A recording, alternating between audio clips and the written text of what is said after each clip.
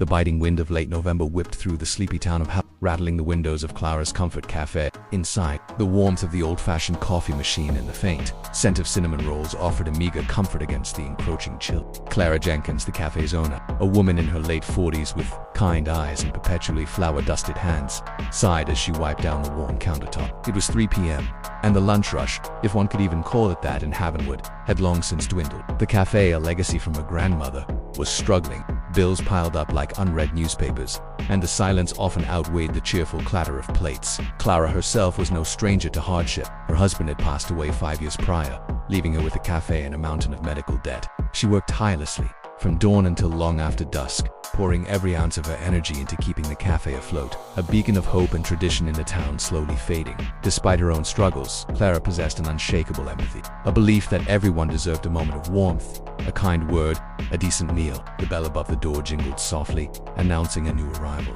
Clara looked up, her practiced smile ready, but it faltered slightly at the sight of the man who entered. He was tall, his frame hunched against the cold, clad in a threadbare oversized coat that seemed several sizes too big. A knitted cap was pulled low over his ears, and a thick, unkempt beard obscured most of his face. His eyes, though, were what caught Clara's attention, deep-set weary, but with a flicker of something ancient and knowing, like distant stars. He carried a worn canvas bag, and his movements were slow, deliberate, as if each step required immense effort. He was, unmistakably, one of Havenwood's unseen residents. A man living on the fringes, a ghost in the town's periphery. He didn't approach the counter. Instead, he shuffled towards a small, unoccupied booth by the window, his gaze fixed on the street outside, as if trying to remain invisible. He sat down, his shoulders slumping, and simply watched the few cars pass by. He didn't ask for anything, didn't make eye contact. He just sat, a silent testament to the harsh realities of the world outside Clara's warm cafe. Clara's heart ached. She knew what it was like to be hungry, to feel the gnawing emptiness in your stomach. She also knew the pride that often kept people from asking for help. She glanced at the half-eaten plate of meatloaf and mashed potatoes a previous customer had left, then at the man he hadn't moved. She walked over to the coffee machine, poured a fresh cup, its steam curling in hot. Then, she opened the display case and took out a large, freshly baked cinnamon roll, still warm from the oven. She placed them on a small tray and walked slowly towards his booth. "Excuse me, sir," she said softly, her voice gentle. "It's a cold day out there. I thought you might like something warm." On the house, she placed the coffee and cinnamon roll in front of him. The man slowly turned his head.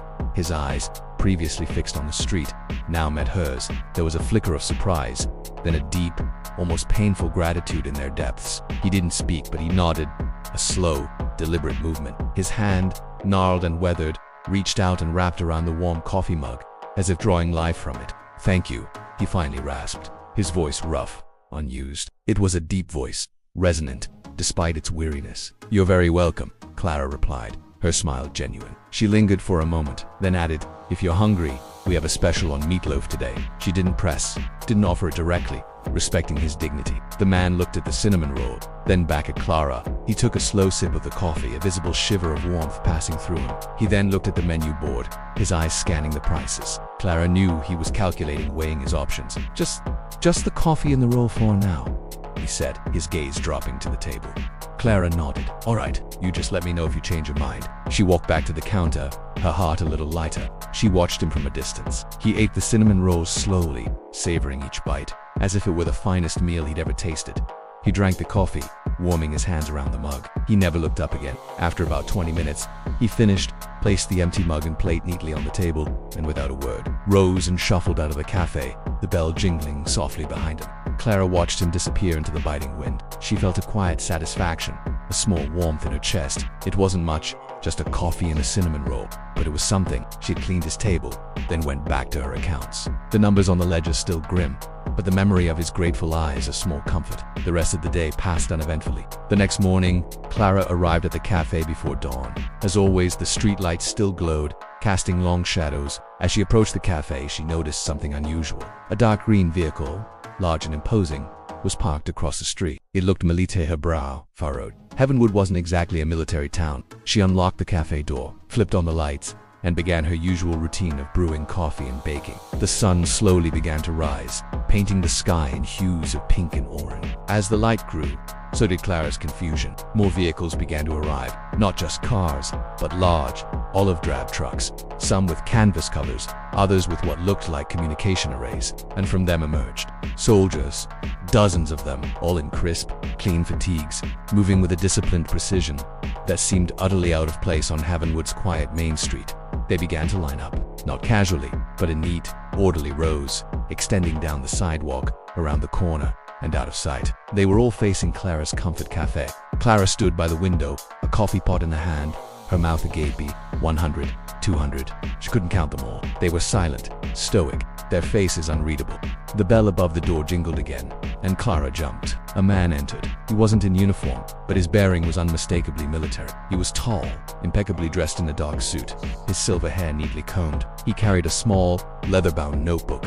Behind him, two more men, equally well-dressed and watchful, entered, their eyes scanning the cafe. "Good morning, ma'am," the man in the suit said, his voice calm, authoritative, yet not unkind.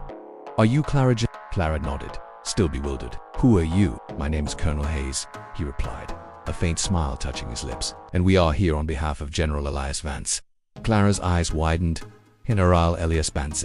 The name resonated with a faint, distant memory. She had heard it on the news, seen it in headlines. A legendary figure, a four-star general, recently retired, known for his philanthropy and his quiet, almost reclusive life. But what did he have to do with her, or Havenwood?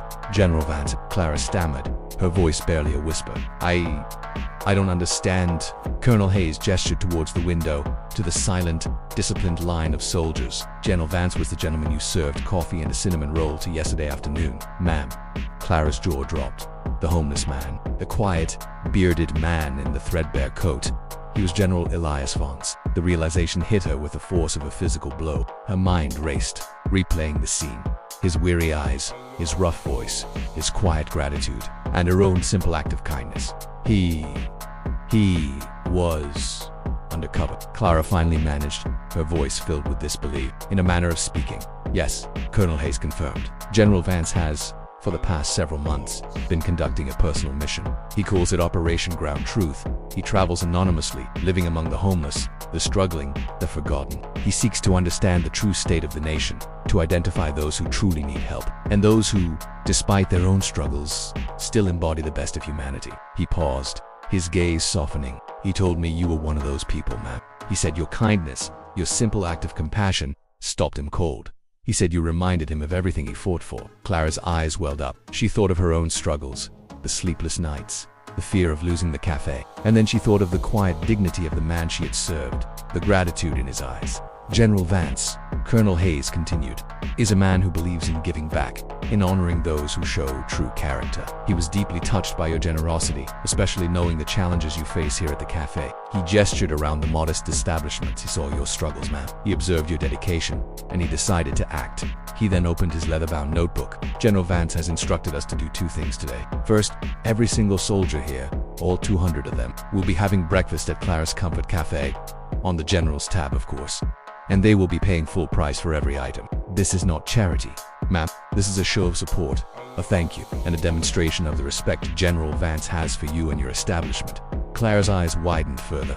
200 soldiers, all having breakfast. That would be more business than she'd seen in weeks, maybe months. It would be enough to pay the overdue bills, to buy new ingredients, to keep the cafe running for a long time. "And second," Colonel Hayes continued, his voice dropping slightly, "General Vance has authorized a substantial grant in the cafe's name. It's a non-repayable investment designed to ensure the long-term viability of Clara's Comfort Cafe, to allow for renovations, new equipment, and to provide fair wages for your staff. He believes that places like this, with people like you, are the heart of our communities, and they deserve to thrive." Clara felt her knees buckle.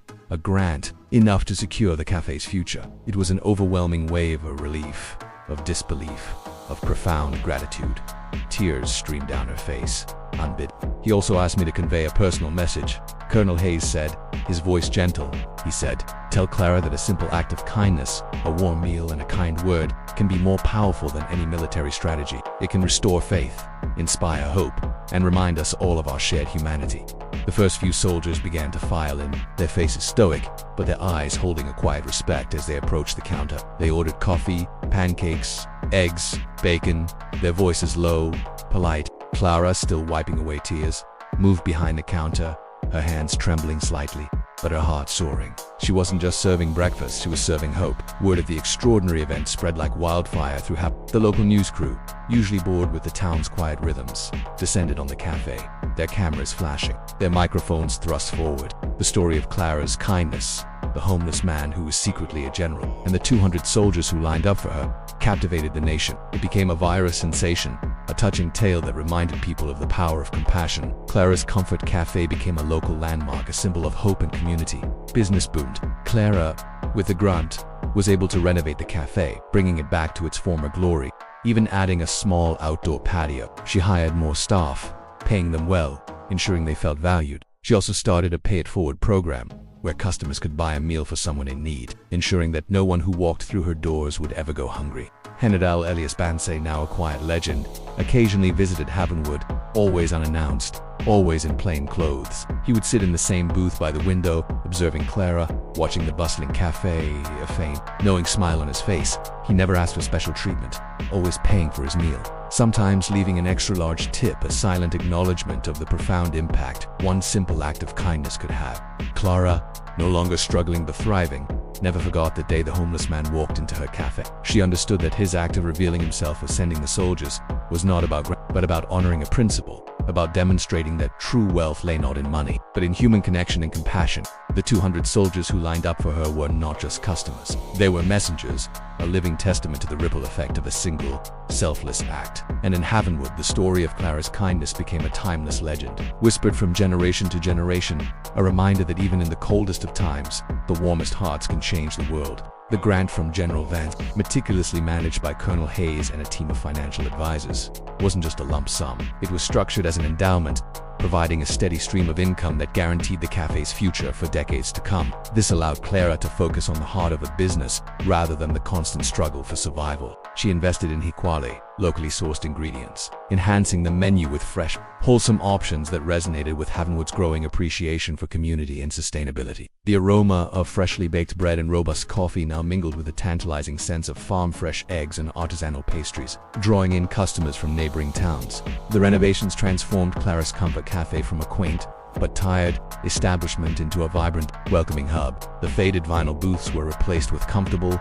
plush seating in warm, inviting colors. The chipped laminate tables gave way to sturdy, polished wooden ones. New, energy-efficient appliances hummed quietly in the kitchen, making Clara's long hours a little less arduous. A small stage was added in one corner, hosting local musicians on weekend evenings, turning the cafe into a cultural cornerstone. The walls, once bare, were adorned with framed photographs depicting Havenwood's history, including a prominent one of Sergeant Michael Kelly, the fallen Marine, a subtle nod to the connection that had started it all. Clara, now able to hire a full team, ensured that every employee received not just a fair wage, but comprehensive benefits, including health insurance and paid time off, luxuries unheard of in most small-town diners. She fostered a culture of respect, teamwork, and genuine care, treating her staff like family. The morale in the cafe was palpable, a stark contrast to the weary resignation that had once permeated the air. Employees took pride in their work, their smiles genuine, their service attentive and warm. The Pay It Forward program,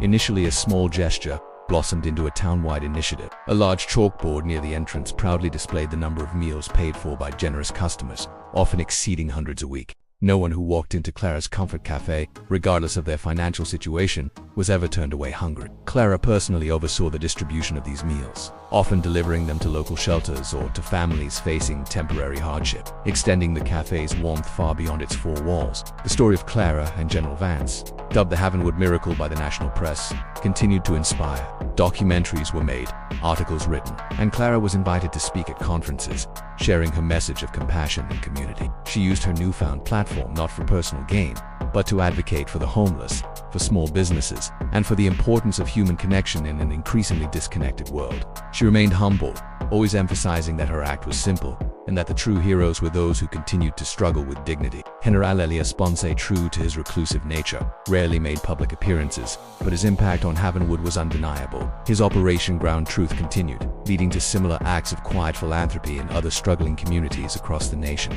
He believed in empowering individuals and communities rather than simply providing handouts. His visits to Havenwood became a cherished, almost mythical occurrence. He would arrive in an unmarked car, often late in the evening after the cafe had closed, and sit with Clara for hours, sharing stories, discussing the state of the world, and offering quiet counsel. He found a kindred spirit in Clara, a woman whose moral compass was as true as any soldier's.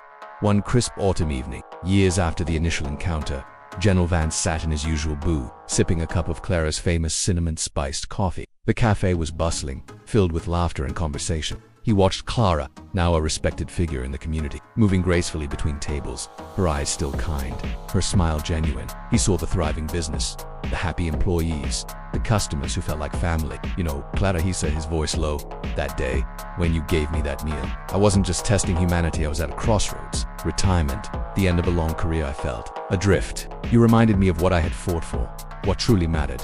You saved me, in a way, more than I saved you." Clara smiled, a gentle, knowing smile. "We all save each other, General. Sometimes it's with a bullet, sometimes it's with a cinnamon roll." He nodded, his gaze sweeping over the vibrant cafe, a warm meal and a kind word.